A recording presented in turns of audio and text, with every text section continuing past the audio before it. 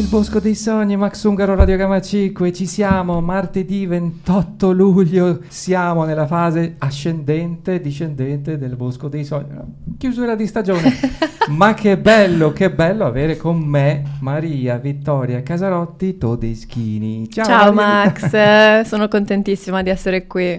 Ti dico anche io, perché chiudere così in bellezza non è di tutti i giorni. Intanto, come stai? Sei appena tornata da Roma? Sono appena tornata da Roma e ieri sera sono stata al concerto di Patti Smith al Circo Massimo, quindi vengo proprio da vibes super positive, super belle. Allora, mi fa invidia, cari ascoltatori, nel senso, è stata un concertone ieri sera, più il viaggio in treno, è bellissima, fresca come una rosa, pimpante, viaggio.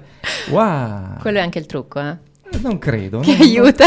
Non credo. Adesso ti presento come si deve ai nostri ascoltatori. Mm-hmm. Intanto, Maria Vittoria Casarotti Todeschini. Quante personalità ci sono là dentro? Tante. Ce ne sono veramente tante. Tante. E a volte fanno un po' a cazzotti tra di loro, eh? Dici? Ma sai che se metto in ballo anche le mie non basta uno stadio tra me e te qua dentro?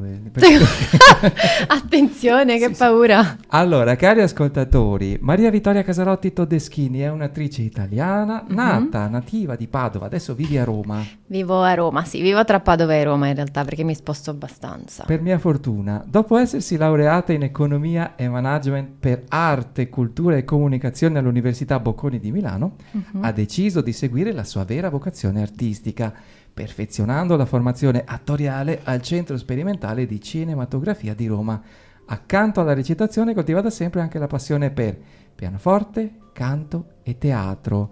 Nel 2024 ha ricevuto il riconoscimento iFest Award e diciamo anche bene le cose come stanno. Nel corso della sua carriera ha lavorato tra cinema, televisione e palcoscenico, distinguendosi per ruoli spesso legati a storie di forte spessore umano e civile. Ha esordito sul grande schermo con Il segreto d'Italia, per poi interpretare Licia Cossetto in Redland, Rosso Istria, film dedicato al dramma delle foibe.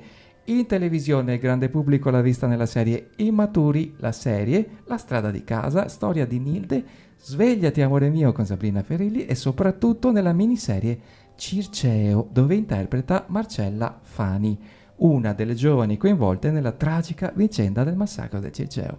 La cosa che è ancora più affascinante di tutto questo è che lei integra tantissime cose, perché accanto all'attività di attrice è impegnata anche nella promozione culturale ed è ideatrice e direttrice artistica di Sguardi, il festival di cinema e teatro di Padova che ha fondato per valorizzare i talenti emergenti e creare un luogo di incontro tra artisti, pubblico e territorio. Intanto complimenti. Grazie. Non ti basta una vita? No, effettivamente no, e ho ancora un sacco di progetti comunque che devo sviluppare, quindi... Senti, quello che spicca, anche perché ho avuto modo di vederti e di conoscerti attraverso il video, sicuramente una parte delicatissima è quella di Marcella Fani. Com'è stato per te entrare in questo personaggio? Qui stiamo parlando di un fatto italiano di cronaca nera. Certo, Marcella Fani è la giornalista che lo racconta e chiaramente quando interpreti un personaggio così devi sicuramente andare a studiare bene la storia, capire di cosa stai parlando. È una tragedia che ha segnato l'Italia e che però ha portato anche al riconoscimento, a importanti riconoscimenti per le donne. Quindi è stato il primo caso che è andato in televisione e da lì le donne appunto sono riuscite ad avere diverse vittorie, a denunciare. Ci sono state delle denunce di massa da quella denuncia lì di Donatella Colasanti, quindi è stato molto bello, perché quando hai la possibilità di interpretare un personaggio legato a una storia vera è come se quella storia risuonasse dentro di te in un modo diverso e ti riempisse e ti insegnasse in un modo diverso, perché la stai proprio vivendo con i costumi, con le battute, con tutti tutti gli altri attori che la rendono viva insieme a te e ti ci immergi al 1000%. Quindi è proprio bello, è stato un onore per me interpretare quel personaggio. Hai fatto tanti lavori interessanti, importanti, e in cui si vede che ci hai messo proprio l'anima e il cuore, oltre che il tuo enorme talento. Ma quello che salta subito all'occhio, cioè leggendo subito il tuo curriculum, è questo passaggio dalla Bocconi alla recitazione. Cioè, cosa è scattato? Che scintilla è scattata? Allora, conta che l'arte mi è sempre piaciuta, quindi io sono andata a fare quel corso perché volevo che comunque nella mia vita ci fosse l'arte, forse non avevo ancora ben compreso che volevo farla in prima persona, perché mi era sempre capitato un po' così, più per passione, più per corsi opzionali a scuola, laboratori, però appunto non pensavo di poterci vivere, quindi ho cercato un corso che mi potesse dare una formazione, cioè, tenere vicino all'arte ma dare una formazione che era un po' più sicura, no? Sai che quando finisci il liceo magari pensi sì, ci sono sicuramente dei corsi che magari mi danno da lavorare, oggi non è più vero perché si è invertito tutto, però all'epoca pensavo che un corso del genere mi avrebbe messa in sicurezza. Poi mentre ero lì alla Bocconi ho cominciato, ero lì a Milano, a prendere parte dei musical e ho scoperto che mi piaceva molto stare sul palco. Ho avuto per vari contatti e coincidenze un ruolo importante, il mio primo ruolo importante come attrice esordiente in Il segreto d'Italia, che abbiamo girato qui a Padova, cioè tra Padova e Codevigo. E da lì poi è come se tutte le stelle si fossero allineate in quella direzione finché ho detto bene, prendiamola. In questo passaggio così decisivo e così, cioè, evolutivo del tuo percorso, proprio personale, ma viene anche da dire animico, perché c'è stata una chiamata, no? Sì. La famiglia, come l'ha presa? Guarda, ti devo dire che i miei mi hanno sempre appoggiata in tutto quello che ho fatto.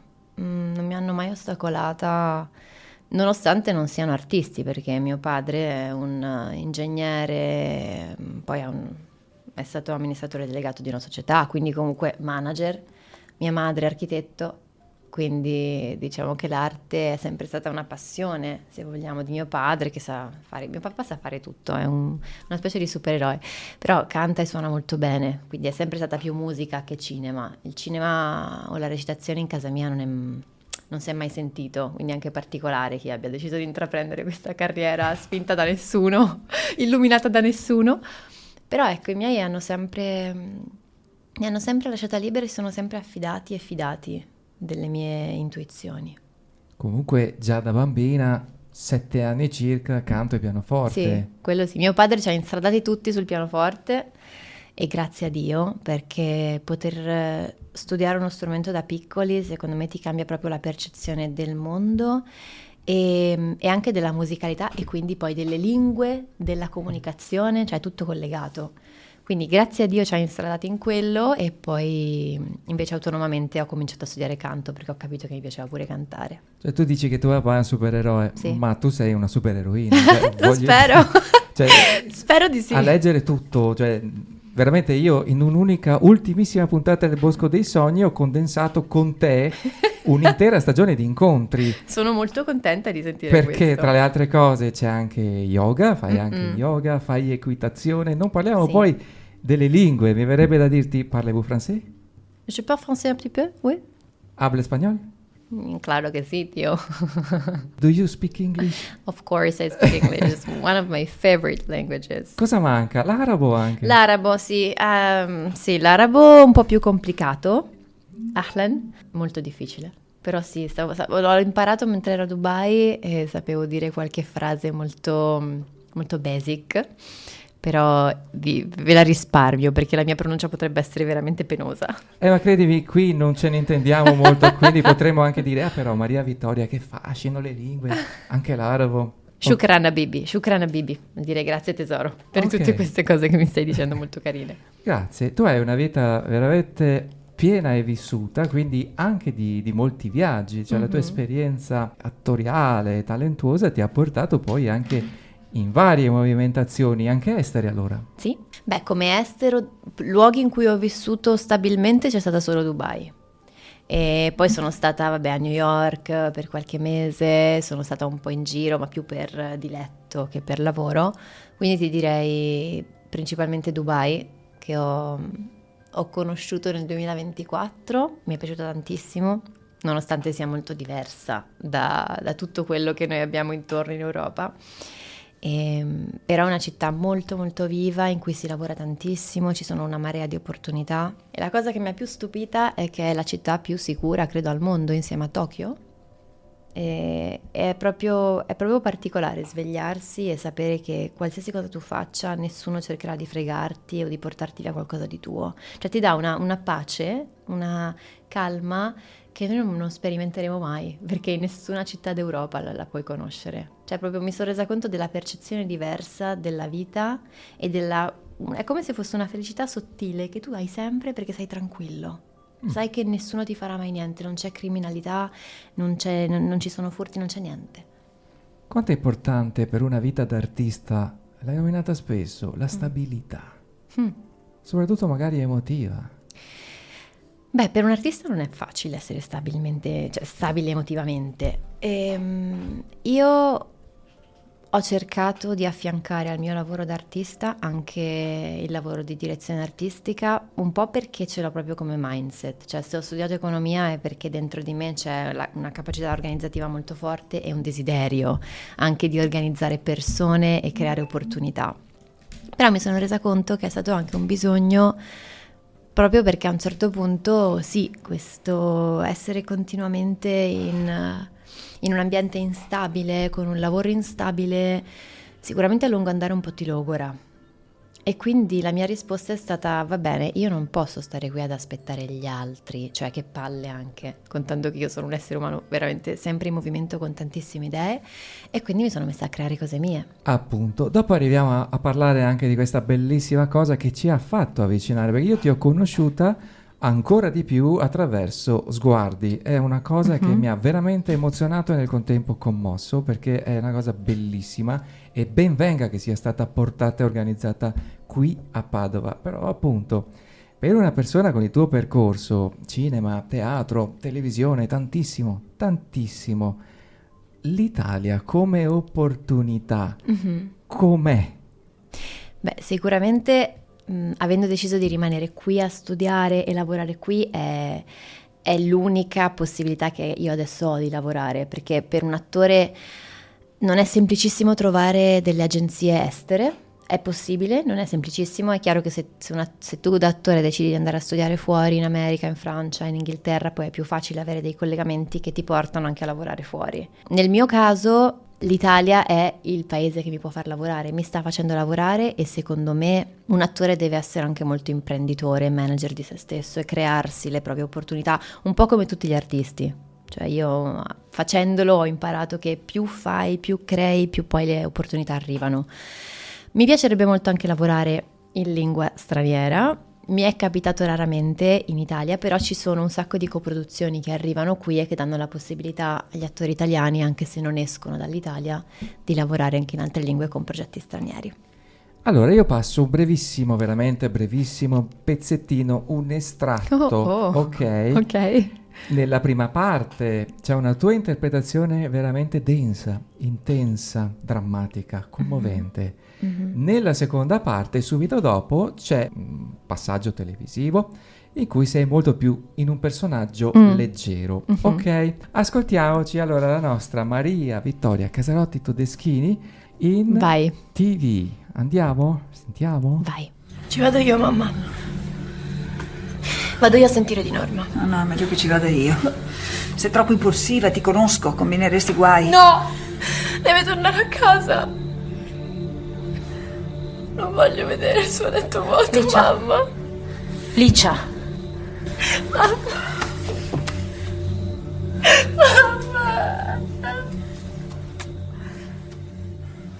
Com'è finita con mamma? Beh, le ho detto che dormo da te. Invece vai in Umbria. Certo. Oh, ma questa insiste, eh?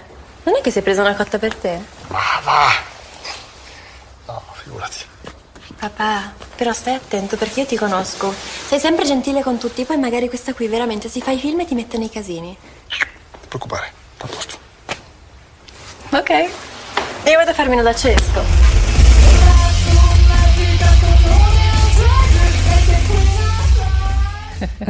Cari ascoltatori, l'avete sentita l'opera? Devo dire che quando ho visto... Allora, questo è uno showreel vedibilissimo su YouTube, anche se lei è una professionista, giustamente mi ha detto sì, ma è un po' antico, un po' di tanti anni fa. Infatti mi fa molta tenerezza perché sono comunque ruoli che ho preso appunto quando ero un po' più piccolina e sono tutti ruoli di figlia. Il primo è di Redland e abbiamo girato qui e appunto è la storia di Licia Cossetto, una storia vera. Io interpretavo la sorella, che tra l'altro quando l'abbiamo girato era ancora viva. E mentre il secondo lì ero con Paolo Chisisoglu che mi faceva da papà. Sì, io lo chiamo Paolo Bitta per fare film. Paolo Bitta, esatto, proprio sì. lui. E mi ha fatto molto sorridere perché non l'avevo mai solo ascoltate. Cioè, nel senso, essendo scene di una di un film, l'altra di una serie TV, certo, io le avevo sempre immaturi. viste. E ascoltarle, cioè effettivamente fare attenzione solo alla voce trasmettono tanto, Cioè sono Tantissimo, contenta di vedere tantissimo. che funzionano anche solo ascoltandole. Beh, la parte iniziale Sì, quella era veramente drammatica. è tosta, Sì. molto tosta. Io consiglio di andare a vedere già solo lo showreel per conoscere la nostra Maria Vittoria, perché dice tantissimo di lei. Però anche secondo me la voce è la prima carta d'identità di una persona, Sì. perché trasmette il suo mondo. Posso dirti che sei sempre tu, cioè nella recitazione e come ti sto conoscendo io, sei tu, cioè non sento un qualcosa di artificiale, artificioso. certo. Sei tu, che poi ci metti la tua anima, il tuo spirito, le sfumature, ne abbiamo sentite tantissime. Com'è stato? Vabbè, hai lavorato con nomi importanti, però il nostro Paolo Bitta, com'è stato? Mi ha fatto molto ridere perché mi ricordo che anche e c'era anche Luca, chiaramente. Luca Bizzarri, sì. Luca Bizzarri, quindi loro sono così, c'erano super simpatici anche sul set. Io chiaramente li avevo conosciuti ed erano per me delle star, perché chi è che non ha guardato Camera Caffè da piccolino, cioè quando ero piccola. E quindi quando mi hanno detto guarda ti hanno presa per questa serie, sei la figlia di Paolo, ho detto no, non ci credo, che ridere. Cioè per me erano quello, capito, gli sketch davanti alla macchinetta del caffè loro. Io ho visto poi, perché sono una persona molto curiosa, quando c'è qualcosa che mi intrippa e mi piace andare a approfondire, ho visto diversi documentari e interviste su come veniva fatto a Camera Caffè. È impressionante. Quando lo vedi da dietro le quinte, no? Soprattutto per chi sa cosa vuol Sì. dire, erano sketch di 1 minuto e mezzo senza possibilità di errore. Sì. Se tu sbagliavi all'ultimo secondo si doveva rifare tutto, quindi sì. un peso, una responsabilità enorme. E sai cosa? Guardando alcune interviste anche a Deborah Villa, la bravissima Patti, ok? E lei ha detto, sì, il regista ci ha scelto, siamo andati in Francia, perché la serie poi è un adattamento francese, e abbiamo iniziato a provare. Il regista ci ha fatto provare, non finiva più, eravamo esausti e lui insisteva nel dire, puoi fare meglio. Quindi dice, alla fine ho capito cosa ha voluto fare sin da subito, romperci. Cioè, tirare fuori il personaggio, ha voluto proprio romperci in ogni nostra possibilità di interferenza con il personaggio per farlo uscire. Come ti risuona questa cosa? Beh, è un po' quello che noi facciamo sempre quando prepariamo un personaggio. Cioè, quando lavori bene, vuoi lavorare bene, sono tante le prove che devi fare. E a volte in Italia non c'è la possibilità, soprattutto nei progetti televisivi, cinematografici, di provare. Però la prova è fondamentale per noi attori. Cioè provare, vabbè, chiaramente con te, prima devi fare tutto uno studio del personaggio per capire come avvicinare te al personaggio, come tirare fuori quello che al personaggio serve da te. Però poi la vera vita è quello che succede con gli altri attori. Quindi più provi, più scopri che in alcune battute puoi trovare delle intenzioni diverse, quindi provare fino allo sfinimento è fondamentale per tirare fuori delle interpretazioni che poi rimangano, perché ti permettono di scoprire di più e di andare ad analizzare di più e cambiare proprio interpretazione spesse volte. L'alchimia che si viene a creare è fondamentale. 2 cose mi hai fatto venire in mente. La prima, ho avuto diversi doppiatori qui, Luca Ward, Monica Ward, e loro lamentano il fatto che adesso è cambiato tutto, anche nel doppiaggio. I tempi sono talmente veloci che ti fanno andare da solo in una stanza a fare le tue parti, ma loro per primi dicono sì, ma viene a mancare l'alchimia con l'altra persona. Sì. Se stiamo facendo un dialogo a 2 o a 3, non posso... registro solo le mie, è chiaro, è così. Sì. L'altra cosa, Gabriele Muccino, ti piace? Sì, Ok. devo dire sì. Lui ha una tecnica appunto di lavoro con gli attori molto particolari. Se ne è parlato ad esempio con L'ultimo bacio, li spinge a 1000, cioè prima di andare in scena gli dice: adesso prendete questo litigio, questa emozione fortissima del personaggio e sparatela, urlatela, urlatela, urlatela, urlatela, e dopo vi riprendo. Infatti nell'ultimo bacio ci sono molte scene che loro sono tiratissimi, hanno proprio la voce emozionale rotta, ma perché prima per Prima hanno un'ora dato li ha tutto. fatti urlare. Potrebbe essere anche un qualcosa un po' di violento, però. Sì, effettivamente non sapevo di questa metodologia di Muccino. Non so se mi ci troverai bene, sicuramente interessante e sicuramente funziona per lui se continua. Diciamo che con L'ultimo bacio ha funzionato. dopo Bisogna vedere poi gli attori come sono arrivati dopo alla fine delle riprese. credo che Vittoria Mezzogiorno comunque si erano anche insieme, poi lei e Stefano Accorsi in quel periodo, e durante il film si erano anche poi lasciati, poi ripresi, insomma è stata una lavorazione. Certo che però ecco, Gabriele Muccino è un regista che si è fatto conoscere fuori Italia col suo stile, Sì. con la sua firma. Sì. E questo vuol dire molto per noi italiani che lavoriamo in quell'ambito. Assolutamente. Anche se al momento quello che più arriva fuori, no, sono due, Sorrentino e Guadagnino, i registi che al Anche. momento stanno arrivando di più all'estero. Piccola pausa musicale, iniziamo a conoscerti attraverso i brani musicali che ci hai portato oggi. Se io ti dico Castello sulla collina, cosa ti suggerisce? Ed Sheeran, Castle on the Hill, quindi buon ascolto. Buon ascolto. Io non so dove, Maria Vittoria, dove la trovi tutta questa energia, cioè il viaggio in treno, il concerto ieri sera, la tournée teatrale, perché sei reduce da una tournée teatrale che poi riprenderai. Intanto, Ed Sheeran, Castle on the Hill, come mai ce l'hai portata? Beh, guarda, ha un doppio significato per me. Intanto parla delle origini, parla della natura, parla della tua casa, e io sono sempre stata molto molto legata alla mia famiglia e al posto in cui sono nata, perché io ho avuto la fortuna di essere nata e tuttora vivere, quando sono a Padova, in uno spazio con un parco naturale intorno. Abbiamo le api, facciamo il miele, facciamo il vino, quindi è una tenuta e è un posto bellissimo. Non hai portato niente, È un'oasi di pace, sono arrivata da Roma, se no ti avrei portato qualcosa. E quindi io sono veramente tanto legata alla natura, il mio spazio, alle mie radici. E poi perché Ed Sheeran è l'artista mio e delle mie migliori amiche, che sono 3 attrici di Roma. Che salutiamo. Che salutiamo, ciao Giorgia, ciao Elena, ciao Lucrezia. Piacere di conoscerli. Sì, poi magari un giorno te le porterò qua. Certo. Spero tanto di riuscire a fare qualche progetto insieme a loro, anche in TV, perché sarebbe troppo bello lavorare insieme. E quindi ho voluto anche portare il valore dell'amicizia, perché le relazioni per un essere umano sono importantissime, sia quelle amorose sia quelle di tutti gli altri tipi, ma l'amicizia per un essere umano è una delle cose più belle e più importanti che ci siano. Cara Maria Vittoria, ma lo sai che oggi è proprio l'ultimissima puntata del Bosco dei Sogni? Sono molto contenta di essere qui quest'anno, allora, perché sennò sarei dovuta venire alla prossima stagione. Sì. E che comincia quando? Settembre. Ah, settembre. Facciamola lunga, metà settembre. Metà settembre. Sì. Io sono un po' come te, ho tante cose da fare, da gestire, da coordinare, tutto il resto. Però ragazzi, cioè io mi sono fatto dire in un attimo, durante la pausa pubblicitaria, vabbè, sei appena arrivata da Roma, adesso ti riposerai. No, ha un calendario fittissimo anche qui a Padova. Ma questo perché? Perché quando stai fuori per tanto tempo poi torni e devi mettere in quei pochi giorni, devi concentrare tutte le persone e le attività che vuoi fare, no? E quindi sì, andrò a vedere uno spettacolo al Teatro Verdi, anzi al Teatro delle Maddalene, sotto la direzione artistica di Businaro, che è il direttore artistico junior, perché ci sono diversi attori che conosco e che vorrei mettere nella prossima edizione di Sguardi Festival.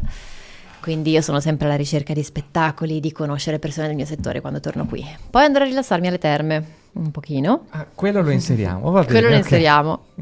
E poi ho un po' di persone sempre del settore da vedere. Farò un salto al festival d'Aquileia di documentario e sì, e poi spero di inserire un po' di sport, di passeggiata in montagna, visto che fa tanto tanto caldo questo weekend. Adesso è ancora calmo rispetto a qualche settimana fa, però dicono che tornerà il caldo, quello. No, ma come tornerà? Ma dicevano che doveva Mi passare. dispiace essere portatore di questa notizia, però Certo che anche tu andare alle terme, caspita. Ma in adesso agosto. se vai ad Abano, alla comunale, per dire, l'acqua non è calda. Ah. Ovviamente te la mettono fresca. E comunque a me piace da morire l'idromassaggio. Ho bisogno di rilassarmi, quindi anche se l'acqua è un po' caldina va benissimo. Ci credo che hai bisogno di rilassarti un Sì. po'. Non si direbbe, però con tutto quello che fai, sì.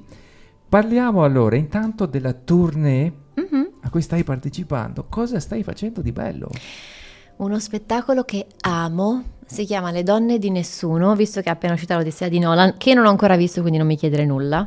Purtroppo non ho ancora Ok. visto il film. Era una domanda in programma. No, non l'ho ancora visto, devo andare questi giorni. E è uno spettacolo che racconta Ulisse attraverso le donne da cui si è fatto vivere e che ha vissuto. Dimmi chi interpreti tu. Vediamo se indovini. Circe. Bravo! Cioè, non avresti potuto essere altro. Ma perché lo dite tutti? Non capisco. No, veramente. Chi è il fortunato Ulisse? Si chiama Marcantonio Gallo, è un attore che vive in Puglia che ha anche scritto questo testo meraviglioso. Quindi appunto è Ulisse che in sogno ritrova tutte queste donne nella lunga notte prima di arrivare da Penelope. Quindi Perché la lui notte è a prima- Itaca, è la notte è prima. in viaggio, è in barca, quindi... No, è già lì. È già lui lì. è la notte prima di arrivare da Penelope. Ok. E è appunto sulle rive di Itaca e ha tutte queste donne che gli tornano in sogno e lo assalgono in realtà, verbalmente, lo prendono in giro e diciamo che un po' tutte sono il suo specchio, quindi gli fanno capire che probabilmente lui non vuole veramente tornare a Itaca. Cioè la sua vera patria è il viaggio, non è Itaca. E poi arriverà Penelope, interpretata da Barbara De Rossi, meravigliosa Certo. Barbara De Rossi, che anche lei, insomma, Ulisse torna e non trova il tappeto rosso steso, trova una Penelope che l'ha aspettato per 20 anni e che giustamente vuole che lui comprenda che non è più l'Ulisse di quando è partito e la loro situazione non è più quella di 20 anni prima. È un Ulisse che si deve riconquistare tutto quello che ha lasciato indietro. E quindi è molto bello perché è un Ulisse umano, non è un Ulisse che torna vincitore in patria, no, è un Ulisse che ha le sue debolezze e ha fatto i suoi danni a cui deve rimediare. Per sincronicità, poi mi piace perché sono queste piccole grandi magie che accadono negli incontri qui al Bosco dei Sogni, nome non a caso, ma io non lo sapevo di questo, anche perché fino a ieri... Effettivamente non potevi sapere. Nelle mie storie ho messo qualcosa perché abbiamo debuttato il 20 luglio. Però ti assicuro Asseverato. che io non sapevo, anche perché fino a ieri ci messaggiavamo dandoci del lei, È vero.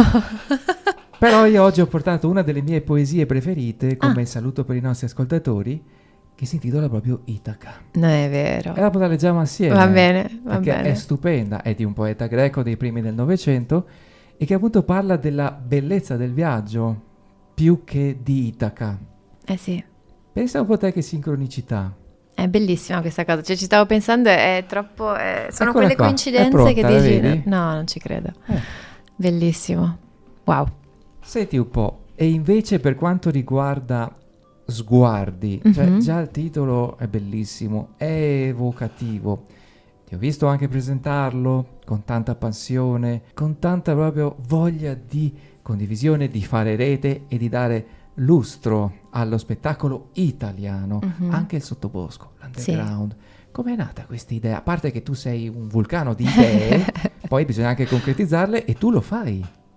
Beh, sì, devo dire che mi sono scoperta capace di organizzare le cose che mi piacciono, che non è banale, perché io di idee ne ho tante, per anni non trovavo il modo, non ho trovato il modo di farle venire alla luce e invece da qualche anno mi sono scoperta forte abbastanza da riuscire a darci voce. Quindi questa è stata una scoperta anche per me, cioè evidentemente sono cresciuta, ho maturato talmente tanto tutte queste idee con competenze apprese un po' qua un po' là, che poi adesso riesco effettivamente a dire quello che voglio e a creare spazi come li avevo immaginati. Quindi Sguardi è nato in un periodo in cui appunto mi ero ritrasferita a Padova, perché dopo il Covid, per diversi motivi, ho deciso di tornare un po' qui, avevo bisogno di vivere un po' la mia terra, perché erano tanti anni che ero fuori, e ho trovato non uno spazio inospitale, però sicuramente meno connessioni, meno possibilità, meno contatti rispetto a quello che avevo a Roma. E mi sono detta, bene, come faccio a creare quella cosa lì, quella community, quel clima accogliente anche qua? E ho cominciato prima a conoscere i vari professionisti del settore che c'erano qui, e poi mi è venuta in mente questa idea, quindi ho detto, bene, io ho le capacità per organizzare, sì, lo so fare se voglio, gli spazi li posso trovare, i fondi li posso trovare, perché grazie appunto a tutti gli studi che ho fatto so come fare, i talenti ci sono, voglio provare a metterli in luce, perché qui se no loro da soli non sanno come fare e se lo meritano. Ed è un po' da qui che è nata Sguardi, poi si è ingrandita come tutte le cose, sta continuando a ingrandirsi, però è nata da questo bisogno, uno, di creare una comunità più viva qui, perché ne avevo proprio bisogno io, e due, di dare spazio a queste persone che avevo conosciuto molto brave e che magari mi venivano a chiedere dei consigli su come potersi far conoscere a Roma, come poter trovare agenzia, come poter lavorare. E quindi ho pensato, bene, intanto visto che sono qua, cerchiamo di farli conoscere qua e poi vediamo se riusciamo a creare qualche connessione anche giù. È una realtà che ha avuto anche l'appoggio del Comune di Padova, tra l'altro. Sì, dalla seconda edizione, infatti grazie all'assessore Colasio che si è innamorato di questo progetto, perché era effettivamente un progetto che mancava, dedicato al Veneto, e quindi mi sta supportando. Che bello vedere un'artista che però sa anche essere organizzatrice, concreta. Cioè abbiamo questa, no, un po' nell'immaginario collettivo l'artista è un po' per aria, no? E qui c'è una quadratura bestiale. Infatti sono molto contenta di questo, perché sono sempre state le mie due anime che appunto, come dicevo Solo prima... due? No, ce ne sono tante, però ho sempre sentito un po' un contrasto tra queste mie due parti, non sapevo come farle andare insieme e ora ho trovato la quadra. Ci ho messo un po', però sono molto contenta. Ti leggo un messaggio che è appena arrivato, è del nostro Sisto, e dice: è bello, Max, ascoltare i tanti ospiti, in particolare quelli giovani, con i loro entusiasmi, con le loro aspettative. Brillate finché potete brillare, ricordatevi però che un'altra esistenza ci attende, dove non ci sono personalità, non ci sono immagini, ma c'è un sentire totale che trascende ogni aspettativa, perché essere il sentire è essere la verità. Tanti auguri all'ospite Sisto. Che bel messaggio, Sisto, bellissimo messaggio. E si collega anche a una cosa di cui parlavamo prima con Max, che siamo entrambi molto connessi alla spiritualità. Io insegno yoga da 4 anni ormai, e lui invece è più varie materialistiche, quindi mi trovi totalmente d'accordo con quello che scrivi, Sisto. Io sono molto curiosa di vedere che cosa c'è dopo. E il dopo è già qui, ce lo stiamo costruendo qui. Senti un po', c'è nelle interpretazioni che hai vissuto, perché come ci hai spiegato prima, ma l'attore deve rompersi per poter entrare in un personaggio, lo deve provare, lo deve vivere, deve avere il confronto anche poi con gli altri attori che interpretano i personaggi.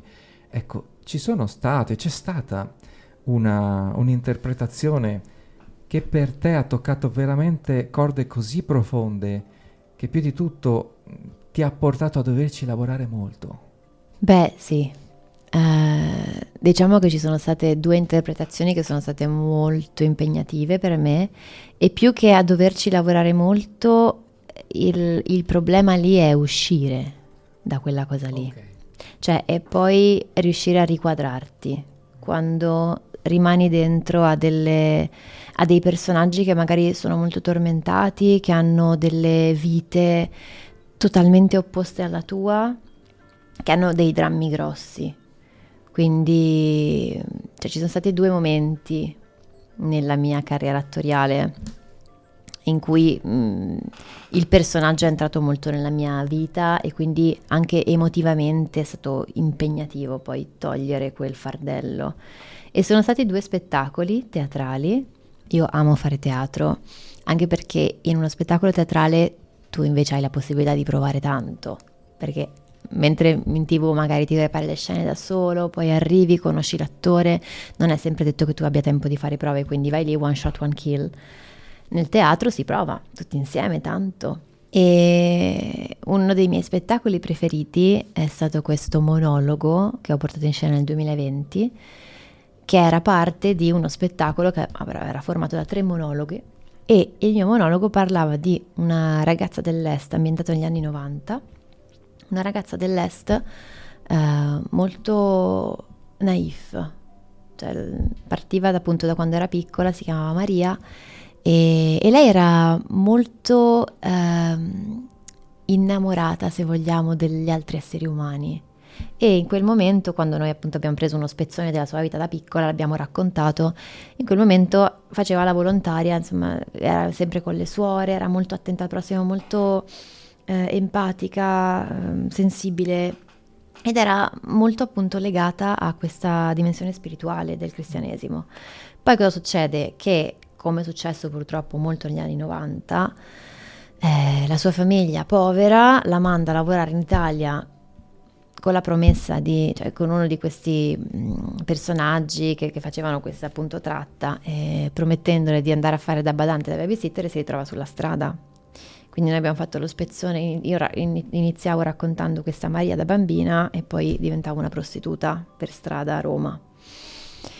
Ed è bellissimo perché lei in quel momento comincia a vedere talmente tanta cattiveria da parte dei papponi, delle persone che facevano lavorare, che perde la fede, che era l'unica cosa che la teneva viva. E riesce poi a ritrovarla capendo che in realtà probabilmente quello era la sua missione per aiutare le persone che andavano da lei. Quindi gli uomini che la cercavano, che andavano da lei tutte le sere, in realtà erano persone bisognose anche di amore, di qualcuno che gli desse un affetto, che gli facesse sentire un po' di valore. E comincia a non farsi più pagare, quindi poi lei finirà uccisa dai suoi papponi come una martire, perché lei decide di offrire il suo calore alle persone che andavano a cercarla tutte le sere, proprio perché pensa: questa è la mia missione, Dio mi ha messa qui per un motivo. Ed è stato un viaggio incredibile, veramente impegnativo emotivamente, e molto bello però. Sai, recentemente è uscito il mio nuovo libro, In Aquilone sugli anelli di Saturno, e durante un'intervista mi hanno fatto una bellissima domanda: Max, i tuoi protagonisti come li vivi?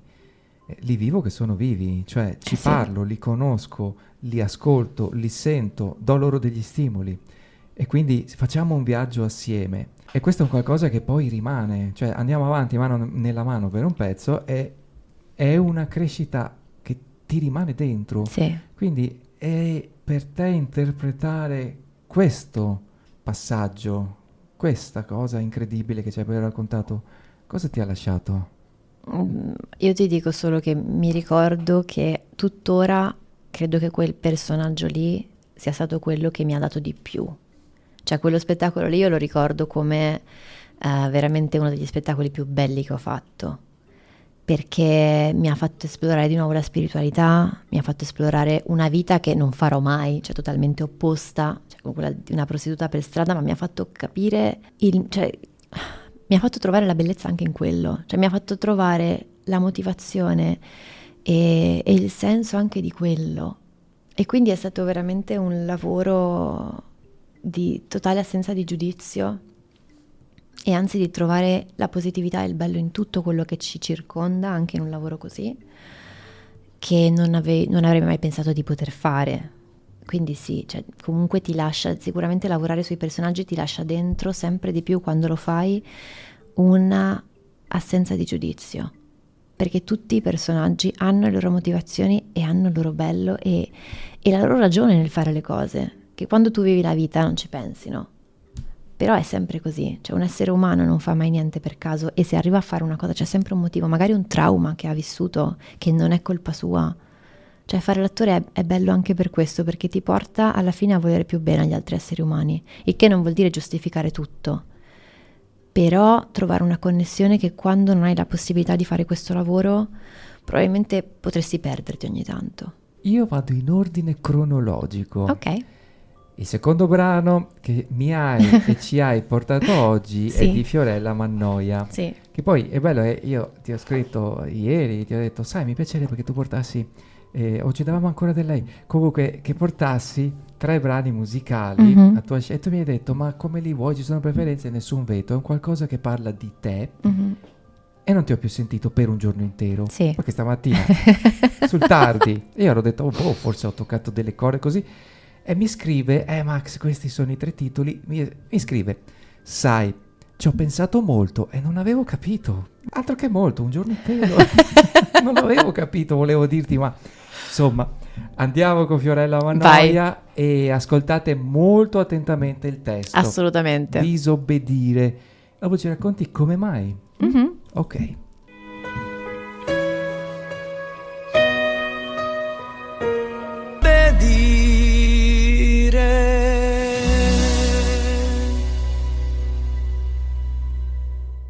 Non ho mai seguito regole di viaggio diverse dal mio sentire. Sì. Piuttosto preferisco camminare sopra il ghiaccio, anche quando diventa più sottile. E chi mi conosce bene sa che è difficile piegarmi. E se qualche volta forse mi è successo, ne sono uscita con l'onore delle armi. E ho imparato che potevo anche sbagliarmi, perché se davvero non mi riconosco in un modo di pensare, non mi adeguo facilmente, non sono merce da comprare, da rivendere o da usare.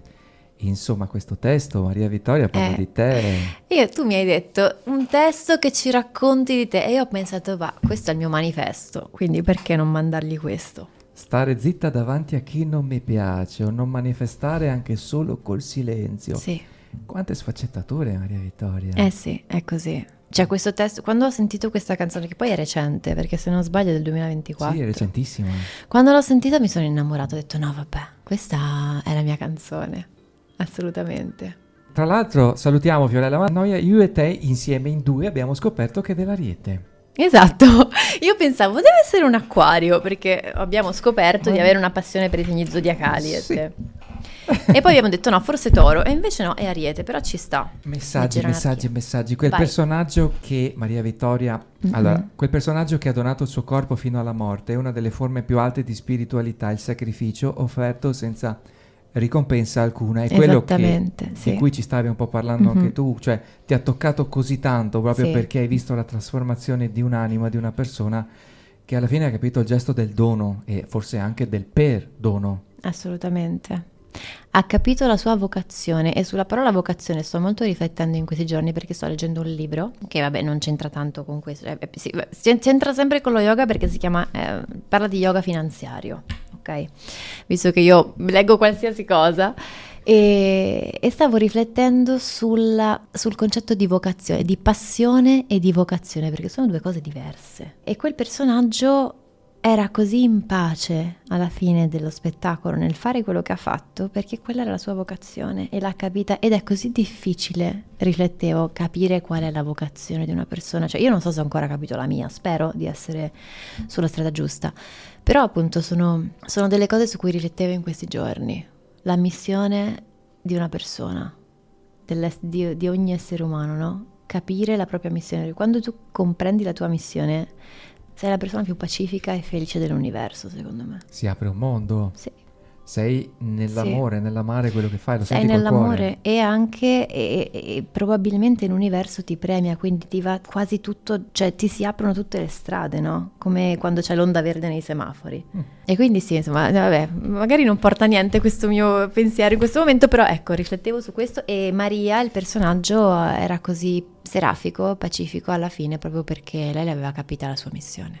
Quello che mi piace molto è che dalla tua esperienza viva che ci stai portando qui e ora in questo bellissimo oggi, è che va bene il talento, è un qualcosa di innato, vocazione, benissimo, ma c'è anche tanto lavoro dietro e c'è anche tanto pragmatismo, cioè concretizzazione, realizzazione. Non è un qualcosa che rimane fermo nell'aere, ma è un qualcosa da cui ti fai attraversare, attraversa tutte le tue cellule, il cuore, ma lo porti poi nella realtà. Cioè questa è una grandissima differenza, dove molti prima si fermano, cioè un passo prima magari si fermano, mentre tu stai portando qui in luce una fiamma viva e accesa, concreta. E la cosa ancora più bella è che non è tanto un percorso, per carità, sì, inizialmente individuale, ma coinvolgi le altre persone, non solo a livello di, ci hai detto appunto, di sguardi, hai voluto concretizzare, coordinare, contattare, dare visibilità. Ma anche nel tempo libero ci hai parlato, sì, andrò al Teatro Verdi perché ho voglia di conoscere, ho voglia di fare gruppo, fare squadra, proporre, andrò ad Aquileia per lo stesso motivo. Sei molto quindi nel fare. Sì, sono sempre stata molto pragmatica. Poi, sai, da piccola ero anche molto scostante, perché io ho questa cosa che voglio provare tutto. Cioè, io sono un essere umano estremamente curioso. E forse è questo che mi porta a essere così pragmatica alla fine, perché io ho bisogno di conoscere. E da piccolina ero più scostante, quindi ho provato, penso, tutti gli sport del mondo, a parte quelli con racchetta.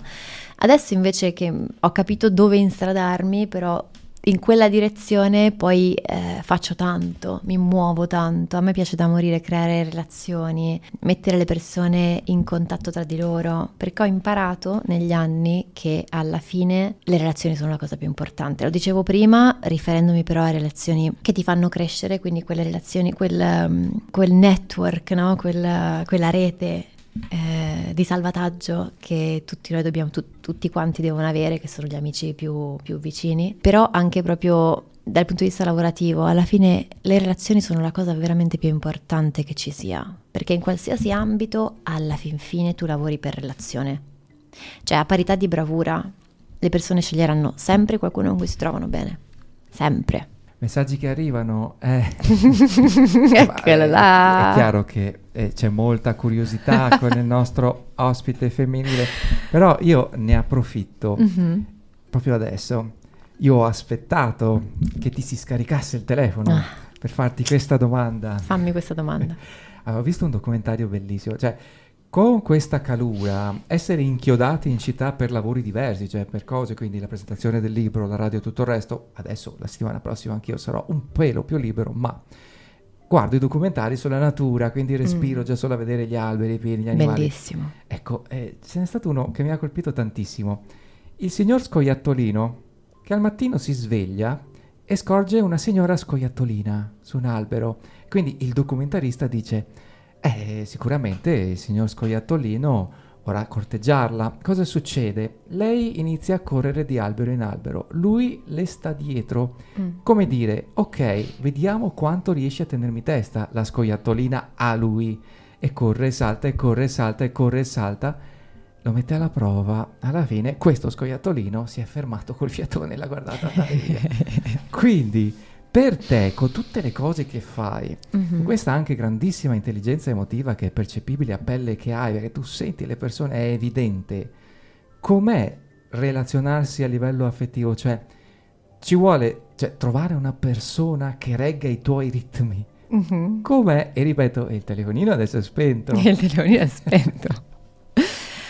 Beh, diciamo che non è sicuramente semplice.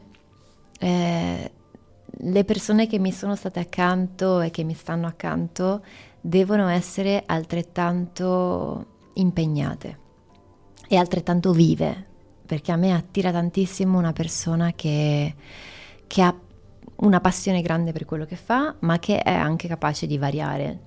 Cioè io sono tantissime cose ed è chiaro che sono stata con magari un uomo più artista e mi mancava la parte più organizzata, mi mancava proprio, sì, ma io ho bisogno anche di solidità, cioè di un uomo che comunque abbia i piedi per terra. Poi sono stata con un uomo che invece aveva i piedi per terra, ma mi mancava la parte artistica.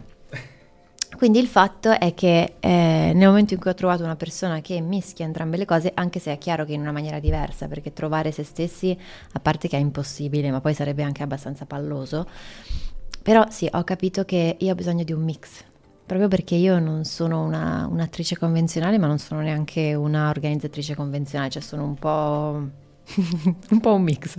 Certo, infatti tra i nostri ascoltatori non abbiamo ancora detto il segno. Però ci ha preso, cioè dopo glielo dico perché ci ha preso. Appunto, Vincenzo dice: ma per caso Maria Vittoria sei ascendente Gemelli? No, non sono ascendente Gemelli, però sono un Sagittario di segno e come saprai, probabilmente Vincenzo, è che i segni opposti sono molto compatibili e complementari, cioè sono molto simili, quindi forse quelle caratteristiche del Gemelli che hai visto in me sono invece riferite al mio segno. Sono ascendente Acquario, quindi un altro segno di aria che te lo raccomando. Sì, me ne ha parlato un po' prima. Io per fortuna ho la poker face, ho un grande aplomb, ma quando mi ha detto ascendente Acquario, Luna in Toro, Ha preso paura, ha mamma preso mia, paura. ragazzi, è tanta roba più che altro, no? Tanta Sì. roba. Senti, ci hai portato Ed Sheeran, Castle on the Hill, dedicato alle tue amicissime. Sì. Poi ci hai portato Fiorella Vanoia a disobbedire, chiaramente un tuo manifesto, un tuo paradigma, un qualcosa Sì. proprio che ci parla della tua essenza. Ora, terzo brano che ci hai portato oggi, bellissimo, È un classico. bellissimo. Elton Sì. John, Your Song. Adoro. Per chi è?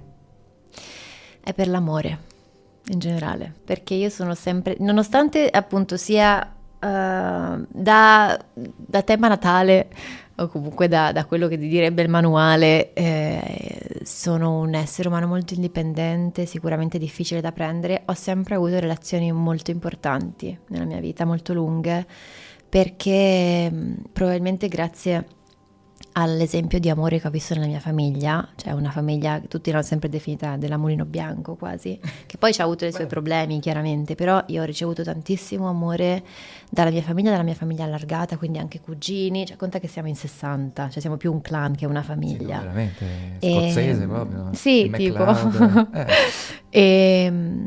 E per me l'amore è sempre stato la spinta, il trigger che mi ha portato ovunque. Se io appunto non sento l'amore delle persone a cui tengo, mi spengo anche lavorativamente parlando.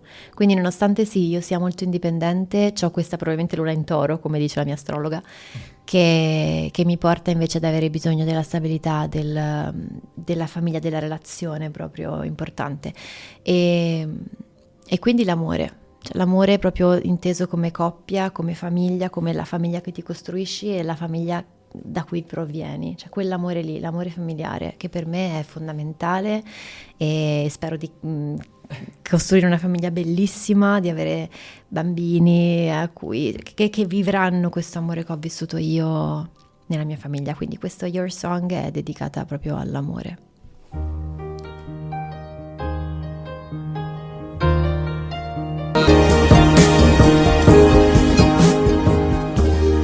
Your Song, Elton John, brano che ci ha portato l'ospite di oggi. Curiosità delle curiosità, mi stava raccontando, come ci ha detto anche prima della pubblicità, nelle varie esperienze lei ha vissuto a Dubai, Sì. e questa canzone anche la cantava a Dubai. Sì. Sì, Wow. a Dubai sono andata con un contratto di 3 mesi, 4, per fare un progetto più teatrale che partiva dall'Italia, però era in inglese. E poi invece sono rimasta lì perché mi sono fatta un sacco di contatti e siccome io canto anche, mi è stato chiesto di cantare in diversi locali che ci sono lì, cioè conta che lì ci sono ristoranti che hanno sempre l'accompagnamento, perché sai che Dubai sono comunque posti abbastanza lussuosi e quindi tutti richiedevano, soprattutto i locali italiani, un accompagnamento musicale, quindi facevo un repertorio misto sia italiano che inglese e Your Song c'era sempre. Adoro questa canzone.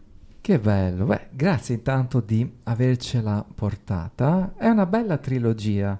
Sembra quasi che ci hai detto che sei Sagittario, ascendente Acquario, Luna in Toro. Sembra quasi che sì, è vero, c'è un po' tutto. ogni parte abbia il suo riferimento. È vero. Interessante. Progetti per il futuro? Allora, ho preso un ruolo in una serie, però non dirò niente. Quindi quella al momento la tengo un po' nascosta, poi saprete quando sarà. Quindi sicuramente da settembre sarò impegnata in questa cosa qui. E c'è ancora, dobbiamo portare in tournée questo spettacolo. Ok. Abbiamo fatto solo il debutto, quindi adesso avremo a metà agosto, andremo in Calabria e Basilicata con altre date di Le Donne di Nessuno. Ok. Quindi se qualcuno è in Calabria 17, 18, 19 agosto, forse anche qualche altra data più avanti, Le Donne di Nessuno con Barbara De Rossi, regia di Enrico Maria Lamanna, spettacolo bellissimo. E poi sto cominciando a costruire la seconda edizione del Trauma Show, di cui non abbiamo parlato, ma è un altro progetto molto bello di cui sono direttrice artistica e coideatrice, che è una specie di X Factor per attori ma teatrale, che è andato benissimo. Abbiamo fatto la prima edizione quest'anno, abbiamo ricevuto 1045 candidature. Caspita. E abbiamo fatto 4 serate di selezione più la finale ed è stato meraviglioso, in un teatro a Roma che è il Teatro della Garbatella, e quindi stiamo cominciando a costruire la seconda edizione. Quindi ci sono diverse cose. Poi chiaramente io continuo a fare i provini, quindi per dire questa serie mi è arrivata con un provino che ho fatto 3 settimane fa, per cui è chiaro che fai i provini, poi magari ti prendono, ancora non lo so, quindi sto continuando a fare i provini, magari poi parte qualcosa di nuovo. Sarebbe bello poterlo vedere anche qui in Veneto, lo spettacolo teatrale che stai portando.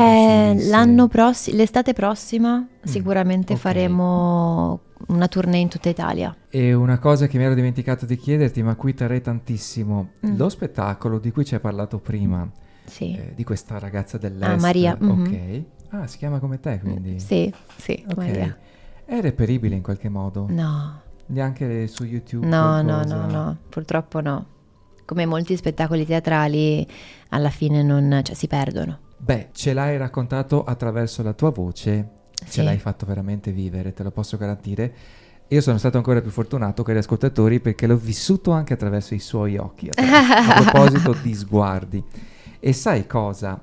Io, per chiudere la stagione del Bosco dei Sogni, mi sono portato questa poesia a cui tengo tantissimo, Itaca. Io penso, Cosa dici? ecco, io penso di averla già letta questa poesia. Proviamo a la leggerla conosco. assieme parte a parte, ti va? Vai. Posso dirti la battuta di chiusura del nostro spettacolo che dice Penelope, Sì. che secondo me è bellissima. Dice ad Ulisse: ricordati Ulisse, io sono lo scoglio, mentre tu sei solo il mare. È bellissima. Io sono lo scoglio, tu sei solo il mare. Quando ti metti in viaggio per Itaca, augurati che la strada sia piena di esperienze e di avventure. Non temere le strigoni, i ciclopi o la furia di Poseidone. Non sarà questo il genere di incontri se il pensiero resta alto e un sentimento fermo guida il tuo spirito e il tuo corpo. Non incontrerai i ciclopi e le strigoni, e neppure il feroce Poseidone se non li porti dentro, se l'anima non te li mette contro.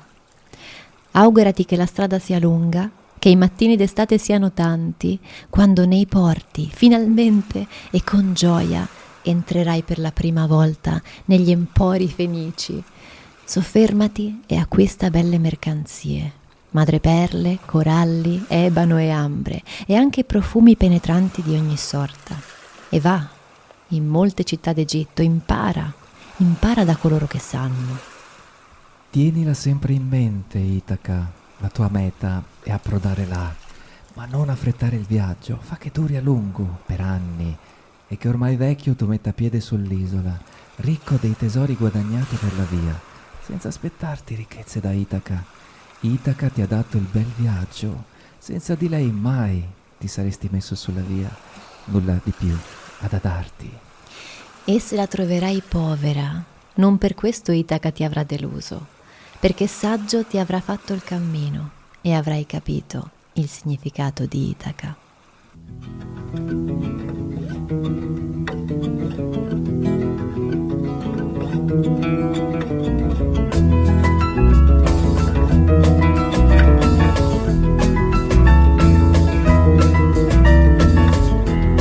I could have been a sailor, could have been a cook,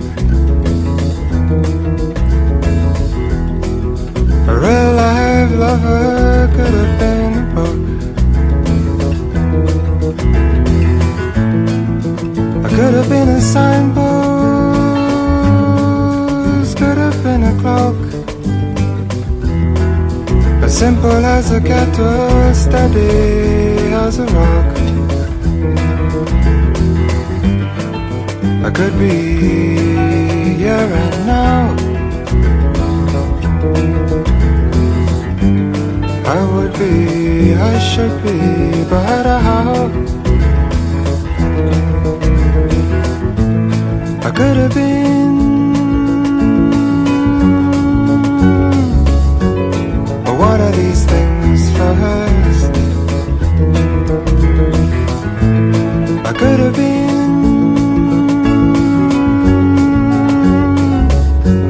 but one of these things first.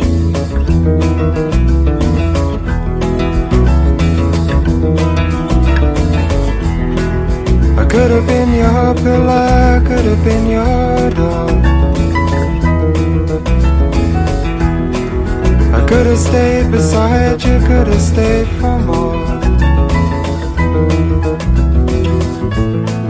I could have been your statue, could have been your friend. A whole long lifetime could have been the end. I could be oh so true.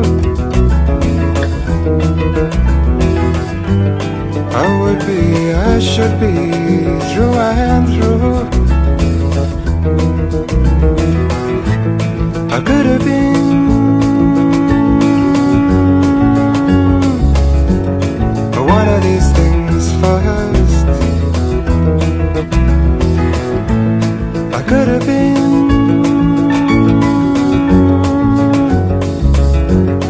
one of these things first.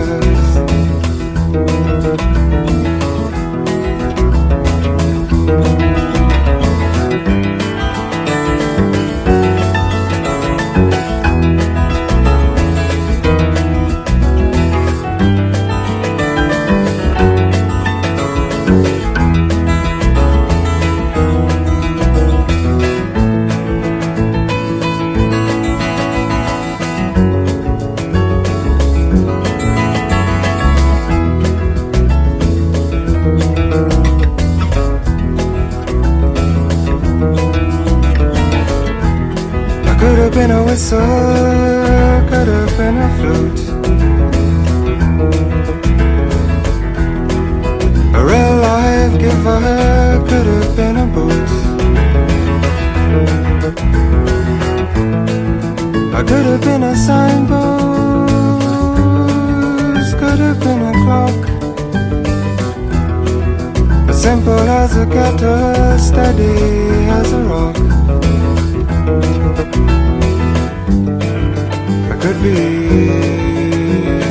from here. I would be, I should be so near. I could have been one of these things first. I could have been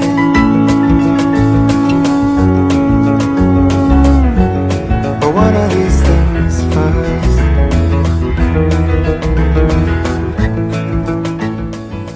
Cara Maria Vittoria, 1 ora e mezza di trasmissione è proprio È volata, ti giuro, è volata. Cioè, veramente è una cosa incredibile. Sai cosa mi piace chiedere ai nostri ospiti, che io chiamo viaggiatori nella vita, nel momento in cui appunto siamo prossimi ai saluti? Un messaggio, qualcosa che veramente senti di condividere qui ora con il cuore, con i nostri ascoltatori. Beh, direi pensa sempre di poter realizzare tutto quello che vuoi, che è un po' il messaggio che io cerco di dirmi tutte le mattine, perché è così. Perché se tu pensi di poter essere tutto quello che vuoi, alla fine l'universo ti permette di realizzare anche una minima parte di quello che tu credi e che desideri. Quindi pensati in grande sempre. Grazie di cuore, grazie veramente. Grazie a te, Max, è stato un piacere, saluto tutti quanti e vi auguro il meglio. Ti aspettiamo qui nella nuova stagione del Bosco dei Sogni. Volentierissimo. Con tutte le novità che porterai. Cioè, in un mese per te è una vita intera, chissà quante cose. E a me sembra comunque di non fare abbastanza, pensa te.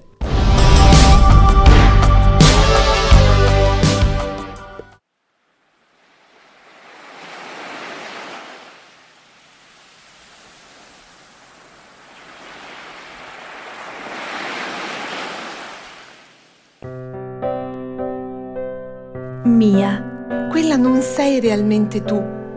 Ciò che hai visto nello specchio, quello che credi di aver visto, è Saturno. Il tuo percorso, la tua ricerca deve cominciare da qui. Puoi ancora uscire dai suoi anelli, puoi ancora rimettere le cose a posto, ma solo se lo accetti. Ciò di cui parlo è semplice. Io sono qui, tu sei qui. E se c'è ancora dato, se c'è possibile fare ancora una differenza adesso, ora, siamo pronti per scoprirlo. Hai un'ultima risorsa, la più importante di tutte, te stessa.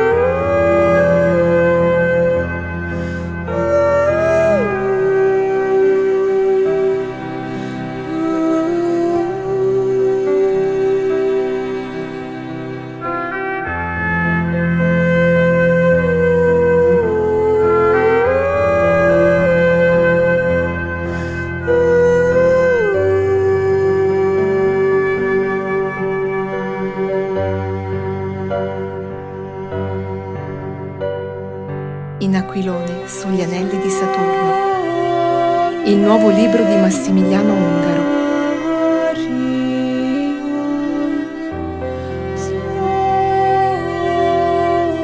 Esiste un futuro migliore per ognuno di noi. Ciò che è scritto è che possiamo essere felici.